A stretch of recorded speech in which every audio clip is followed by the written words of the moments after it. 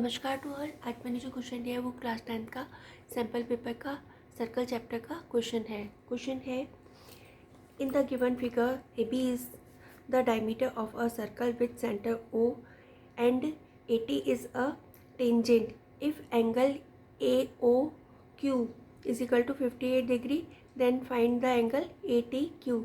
इसका ट्रांसलेशन है कि दिए गए रेखा चित्र में भी एक वृत्त की व्यास है जिसका कि केंद्र O है, 81 स्पर्शरेखा है, angle A O Q 58 degree का दे रखा है। अपने को एंगल ए टी क्यू पता करना है। अब इसका सॉल्यूशन है, ये तो अपने को दे रखा है, तो given angle A O Q is equal to 58 degree. फिर अपने को पता है कि ये एक आर्क है, तो angle subtended any point of the circle is half of the circle subtend by at the centre by same arc, यानी कि वृत्त के किसी आर्क के द्वारा वृत्त के किसी भी बिंदु पर बना हुआ कोण वृत्त के केंद्र आर्क के द्वारा वृत्त के केंद्र पर बने कोण का आधा होता है। तो we know that angle form at any point of the circle is half of the circle subtend at centre by the same arc. तो ये जो एंगल ए बी क्यू होगा वो एंगल ए ओ क्यू का half होगा। तो angle A B Q is equal to half of angle A O Q. तो angle A B Q is equal to half of, ये जो दे रखा है अपने को 58 डिग्री का दे रखा है, तो 58 डिग्री का हाफ करेंगे तो ये 29 डिग्री का आ जाएगा। तो ये एंगल अपने पास 29 डिग्री का आ गया। फिर अपने को पता है radius is perpendicular on tangent, ये रेडियस है, ठीक है। तो यानी कि ये जो एंगल होगा वो 90 डिग्री का होगा। तो angle B A T is equal to 90 degree. क्यों? क्योंकि radius is perpendicular on tangent. यहाँ पे ये रेडियस है, रेडियस को ये आगे बढ़ा दिया जाएगा तो ये डायमीटर हो जाएगी। तो यहाँ पे एंगल ए बी टी यहाँ पे इस क्यू पॉइंट को एक्सटेंड किया, तो चाहे अपन एंगल ए बी क्यू लिखें चाहे ए बी टी लिखें, दोनों इक्वल होंगे। तो angle A B T is equal to angle A B Q, ठीक है। फिर उसके बाद now in triangle B A T, ये वाला ट्रायंगल लेंगे अपन बी ए टी। इस ट्रायंगल के अंदर अपने को पता है तीनों एंगल का सम जो होता है वो 180 डिग्री होता है।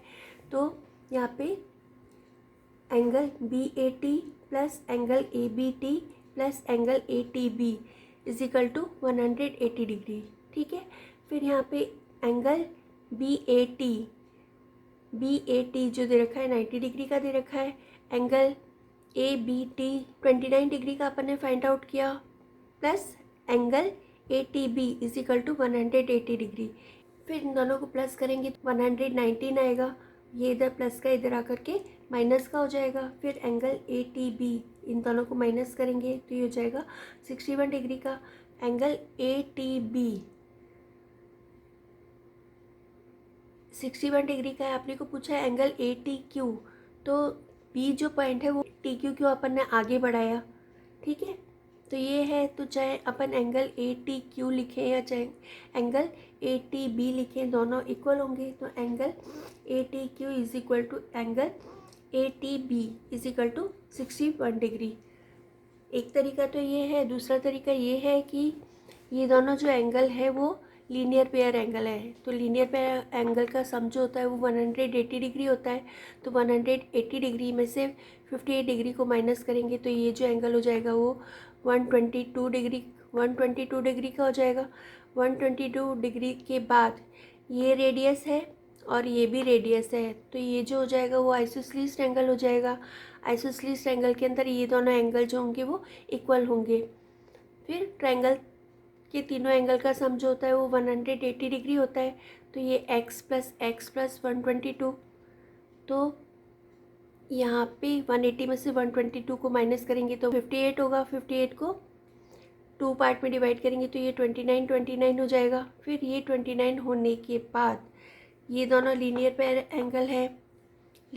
एंगल है, तो इन दोनों का सम जो होगा वो 180 डिग्री होगा।